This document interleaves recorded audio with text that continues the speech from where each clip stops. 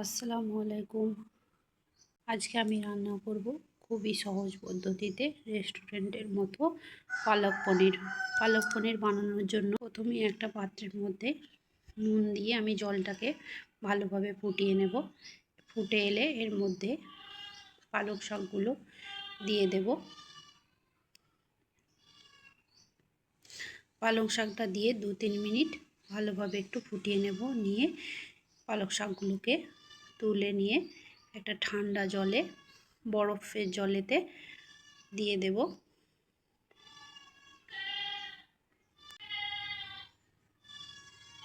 কিছুক্ষণের জন্য ঠান্ডা জলের মধ্যে আমি রেখে দেব। এরপর একটা ফ্রাইং প্যানের মধ্যে আমি দিয়ে দেব কিছুটা তেল। তেল দেওয়ার পর এর মধ্যে ফোড়ন দিয়ে দেব গোটা জিরে। এরপর দিয়ে দেব রসুন কুচি। রসুন কুচি দিয়ে কিছুটা নাড়িয়ে এরপর দিয়ে দেব আদা কুচি।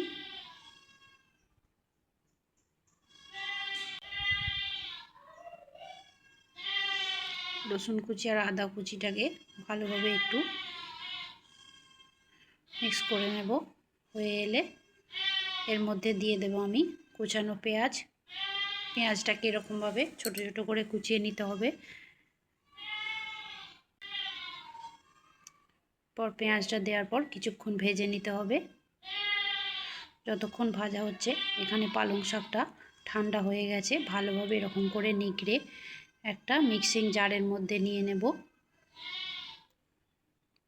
মিক্সিং জারের শাকগুলো নিয়েছি। এরপরে দিয়ে দিলাম আমি 2টো কাঁচা লঙ্কা।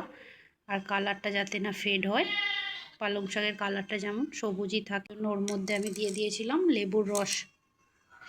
এরপর নরম হয়ে এলে, পেঁয়াজটা নরম ভাজা হয়ে এলে এর মধ্যে দিয়ে দেব আমি নুন, কালারের জন্য একটু হলুদ গুঁড়ো আর একটু ধনে গুঁড়ো।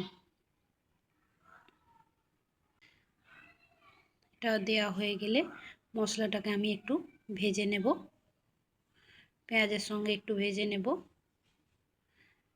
ভাজা হয়ে গেলে ভালোভাবে একটু নরম নরম হয়ে এলে এর মধ্যে দিয়ে দেব আমি কুচানো টমেটো। তো এখানে আমি একটা টমেটো ব্যবহার করেছি। পেঁয়াজ টমেটো কুচিগুলো নরম হয়ে এলে আমি এর মধ্যে দিয়ে দেব পালং শাকের যে পেস্টটা বানিয়ে রেখেছিলাম সেটা দিয়ে দেব। এটা দিয়ে একটু নাড়িয়ে নেব এবং মিক্সিং জারটা ধুয়ে এর মধ্যে জলটা আমি দিয়ে দেব। দিয়ে কিছুক্ষণ নাড়তে থাকবো।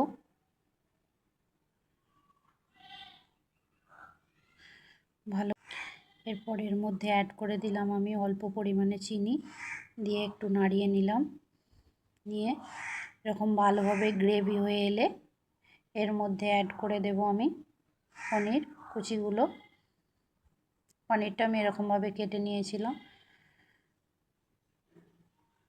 এরপর কিছুক্ষণ নাড়িয়ে নেব। মোটামুটি গ্রেভিটা একটু ঘন হয়ে এলে আমি এর মধ্যে দিয়ে দেব 1 চামচ ঘি।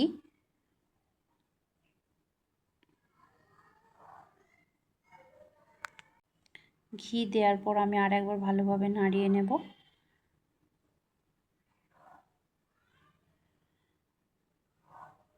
নাড়িয়ে নিয়ে আমি গ্যাসের ফ্লেমটা অফ করে দেব এবং আমার রেডি পারফেক্ট পালক পনির।